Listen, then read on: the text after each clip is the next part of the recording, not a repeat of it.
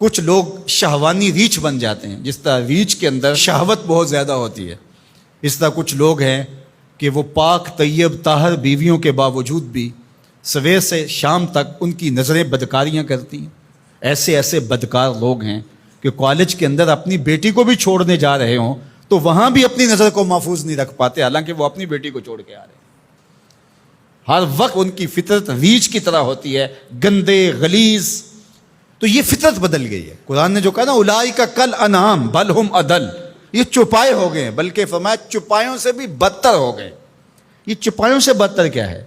آپ نے چوپائے کو دیکھا ہوگا، جب اس کی جنسی خواہشات پروان چڑھتی ہیں اور وہ جنسی خواہشات کی تکمیل اور تسکین چاہتا ہے تو نر اپنے مادہ کو تلاش کرتا ہے۔ آپ نے کبھی نہیں دیکھا ہوگا کہ کوئی نر سے جفتی ہوا ہو، لیکن انسان جب فطرتاً گندا ہو جاتا ہے تو پھر یہ جانوروں کی فطرت سے بھی نیچے گر جاتا ہے، یہ نر سے بھی جفتی ہو جاتا ہے۔ پھر اس کا مطلب کیا ہوا؟ بل ہم اضل، یہ اس سے بھی گندا اور غلیظ ہو گیا۔ اور اس شخص کے پلے رہتا کیا ہے کہ جو اتنا غلیظ اور گندا ہو جاتا ہے؟ چلتا پھرتا انسان نظر آتا ہے، شکل سے انسان نظر آتا ہے، بل ہم اضل، بلکہ چوپایوں سے بھی آگے گزر گیا ہے، چوپایوں سے بھی رویتاً جو ہے وہ آگے گزر گیا ہے۔ وہ درندہ بنتا ہے تو پھر جانور بھی جانوروں کو جو ہے وہ چیرتے پھاڑتے ہیں اور ان کا قتل کرتے ہیں۔ شیر لیکن اس کو صرف اس وقت قتل کرتا ہے جب اس وقت بھوک لگتی ہے، جب اس کو بھوک نہیں ہوتی تو وہ کسی دوسرے جانور کا شکار نہیں کرتا، اور دوسرا وہ شکار کرتا ہے تو اپنے ہم جنس کا شکار نہیں کرتا، دوسرے کا شکار کرتا ہے۔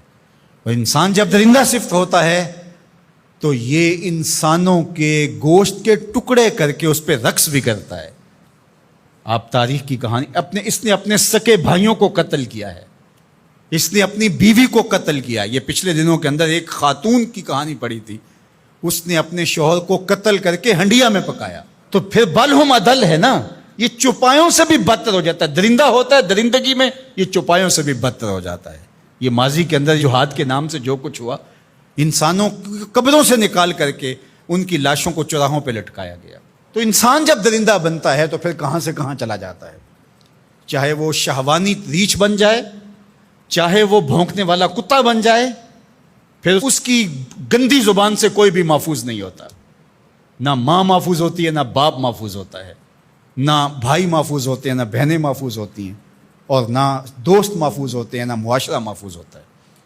اسی طرح کوئی بندروں والی فطرت بن جائے، بندروں کی آپ نے عادت دیکھی ہیں، کسی سے ماچس چھین لی، کسی سے جو ہے وہ روٹی کا ٹکڑا چھین لیا، کتنی عجیب حرکتیں کرتے ہیں۔ اور کچھ لوگ بھی اس طرح بندر فطرت ہوتے ہیں، اور آپ دیکھتے ہیں کہ وہ ہر وقت شرارتیں کرتے رہتے ہیں بندروں کی طرح۔ تو وہ مسخ حقیقی نہیں ہوتا، وہ مسخ مانوی ہوتا ہے۔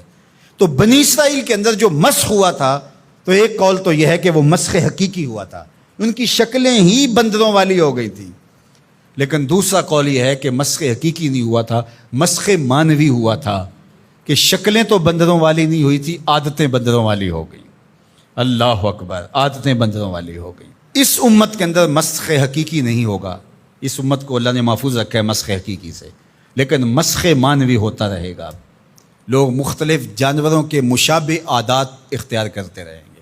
اور آج ہم اپنے معاشرے کے اندر دیکھیں تو کوئی کتا صفت ہے، کوئی بندر صفت ہے، کوئی ریچھ اور کچھ درندے کی عادات کو اپنے اندر اتارا ہے۔ درندگی، سفاکیت، یہ ساری انسانوں کے اندر اتر آئی ہیں، تو پھر وہ انسان نہیں رہتے۔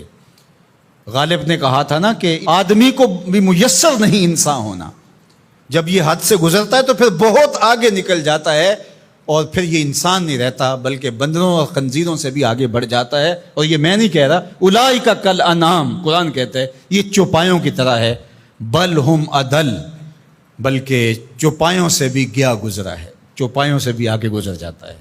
یہ تجاوز جب کرتا ہے تو اس کے پلے کچھ نہیں رہتا۔ تو انسان کی جو قدر و قیمت ہے وہ تو اس کے اس عقل و شعور، فہم، ادراک، اخلاقیات سے ہے، اور اگر اس کے پاس یہ کچھ نہیں رہا تو یہ شکل تو ابو لہب کے پاس بھی تھی، یہ تو ابو جہل کے پاس بھی تھی۔